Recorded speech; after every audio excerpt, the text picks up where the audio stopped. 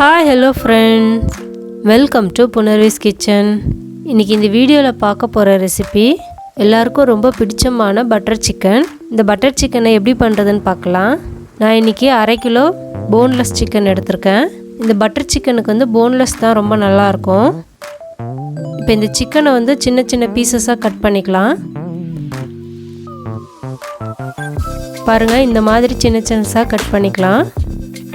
1/2 spoon இஞ்சி paste, 1/4 spoon பூண்டு paste, 1/2 spoon மிளகாய் தூள், 1/4 ஸ்பூன் மஞ்சள் தூள், 1/2 ஸ்பூன் உப்பு. இது எல்லாத்தையும் சேர்த்து நல்லா கலந்துட்டு இது ஒரு 1/2 மணி நேரம் ஊற வச்சு எடுத்துக்கலாம். இந்த கிரேவிக்கு தேவையான பொருட்களை பார்க்கலாம். 2 வெங்காயம் பொடியாக கட் பண்ணியிருக்கேன். 3 தக்காளி, பழுத்த தக்காளி எடுத்துக்கோங்க. Butter 50 gram. இது பட்டர் சிக்கன்றதுனால பட்டர் தான் அதிகமாக யூஸ் பண்ண போகிறோம். முந்திரி வந்து ஒரு 10லேருந்து 15 பீஸ் எடுத்துக்கோங்க.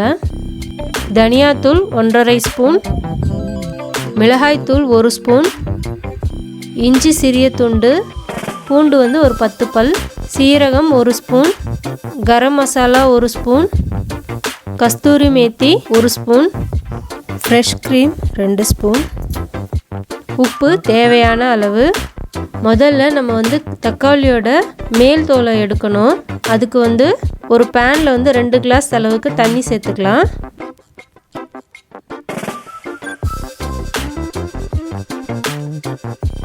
இது வந்து கொஞ்ச நேரம் காயட்டும். இப்போ தக்காளி எடுத்து இந்த மாதிரி கட் பண்ணிக்கலாம். அப்போ தோலை உரிக்கிறதுக்கு வசதியாக இருக்கும். இப்போ இதே மாதிரி எல்லா தக்காளியும் கட் பண்ணி எடுத்துக்கலாம். ஏன் வந்து தக்காளியோட மேல் தோலை எடுக்கிறோன்னா, கிரேவியில் வந்து தக்காளியை அரைச்சி சேர்த்துக்கும் போது தோல் வந்து திப்பி திப்பியாக இருக்கும். இந்த தோலை எடுத்துட்டு நம்ம சேர்த்தோன்னா நல்ல பேஸ்ட் மாதிரி இருக்கும். இந்த மாதிரி தோல் வந்து மேலே பிரிஞ்சிட்டு வரணும். இப்போ இது கொஞ்ச நேரம் ஆறட்டும். அப்புறமா இதோட தோலெல்லாம் எடுத்துட்டு தக்காளியை கட் பண்ணி எடுத்துக்கலாம். இப்போ சிக்கனை வந்து ஃப்ரை பண்ணி எடுத்துக்கலாம். இப்போ ஒரு பேனில் 1 ஸ்பூன் அளவுக்கு பட்டரை சேர்த்துக்கிறேன்.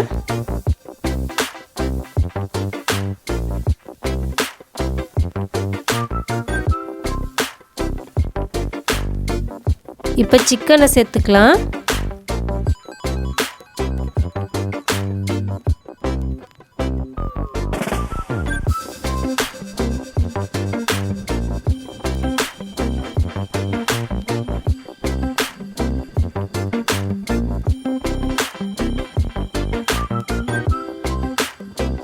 சிக்கன் வந்து ஒரு 80% குக் ஆனால் போதும். அப்புறம் மறுபடியும் நம்ம கிரேவியில் போட்டு நம்ம குக் பண்ண போகிறோம். அதனால் ஒரு 80% குக் ஆனால் போதும்.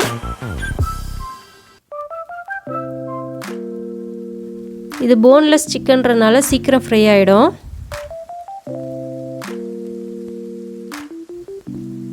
இப்போ பாருங்கள் நல்லா சிக்கன் ஃப்ரை ஆகிடுச்சு.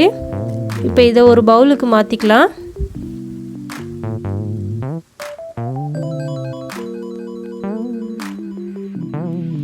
இப்போ இதே பேனில் கொஞ்சம் பட்டரை சேர்த்துக்கிறேன்.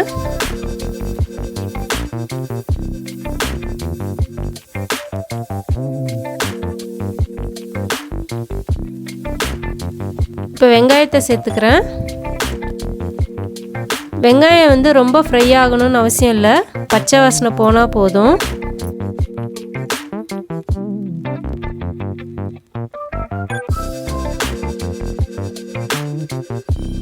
இப்போ பூண்டு, இஞ்சி எல்லாத்தையும் சேர்த்துக்கிறேன்.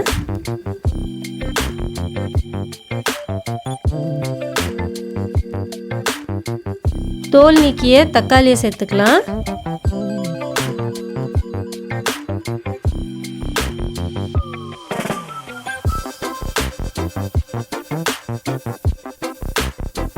இப்போ இதில் கொஞ்சம் தண்ணி ஊற்றி நல்லா இந்த வெங்காயம் தக்காளி எல்லாம் நல்லா வேக வச்சுக்கலாம்.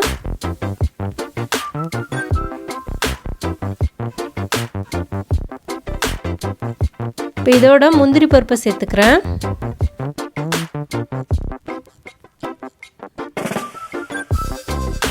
இந்த முந்திரி பருப்பு வந்து ஏன் சேர்த்துக்கிறோன்னா, கிரேவி வந்து நல்லா கெட்டியாக வரும். அது மட்டும் இல்லாமல் கிரேவிக்கு ஸ்மூத்னஸ் கொடுக்கும், டேஸ்ட் ரொம்ப நல்லாயிருக்கும்.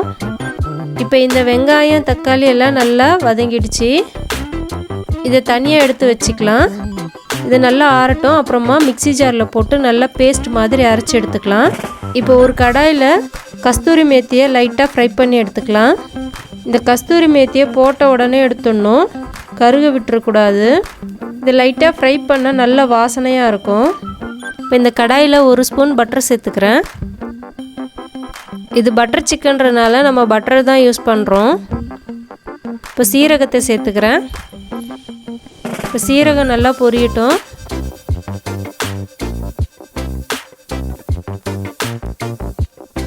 இப்போ அரைச்சி வச்சுருக்க இந்த பேஸ்ட்டை சேர்த்துக்கலாம்.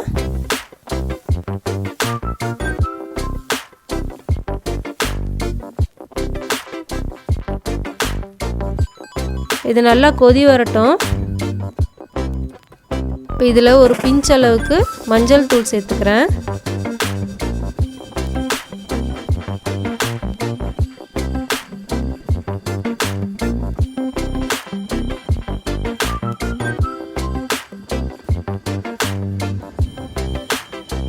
மிளகாய்த்தூள், தனியாத்தூள், கரம் மசாலா எல்லாத்தையும் சேர்த்து நல்லா கலந்து விட்டுக்கலாம்.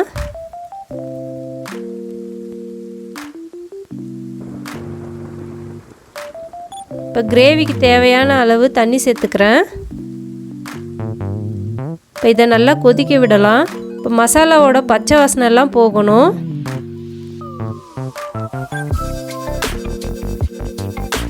இப்போ இதில் கிரேவிக்கு தேவையான அளவு உப்பு சேர்த்துக்கிறேன். இப்போ கிரேவியோட பச்சை வாசனை எல்லாம் போயிடுச்சு. இப்போ ஃப்ரை பண்ணியிருக்கிற சிக்கனை சேர்த்துக்கலாம்.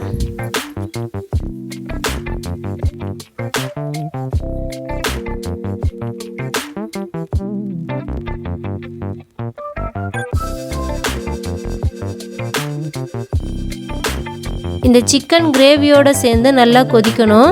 அப்போ நல்லா சிக்கனுக்குள்ளே கிரேவியெல்லாம் ஊறி சாப்பிடும்போது ரொம்ப நல்லாயிருக்கும். இப்போ கடைசியாக கஸ்தூரி மேத்தி சேர்த்துக்கலாம்.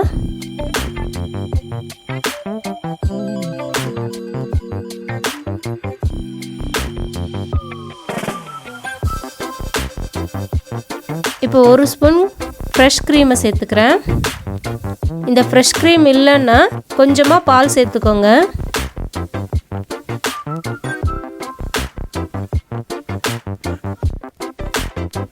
பாருங்கள், நம்மளோட பட்டர் சிக்கன் ரெடி ஆயிடுச்சு. இப்போ இதை ஒரு பவுலுக்கு மாற்றிக்கலாம்.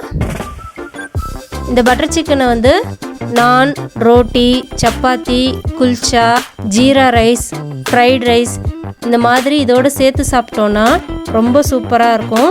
நீங்களும் வீட்டில் ட்ரை பண்ணி பாருங்கள், ரொம்ப சூப்பராக இருக்கும். உங்களுக்கு இந்த வீடியோ பிடிச்சிருந்தா சப்ஸ்கிரைப் பண்ணுங்கள். நன்றி. பசித்து ருசித்து சாப்பிடுங்க.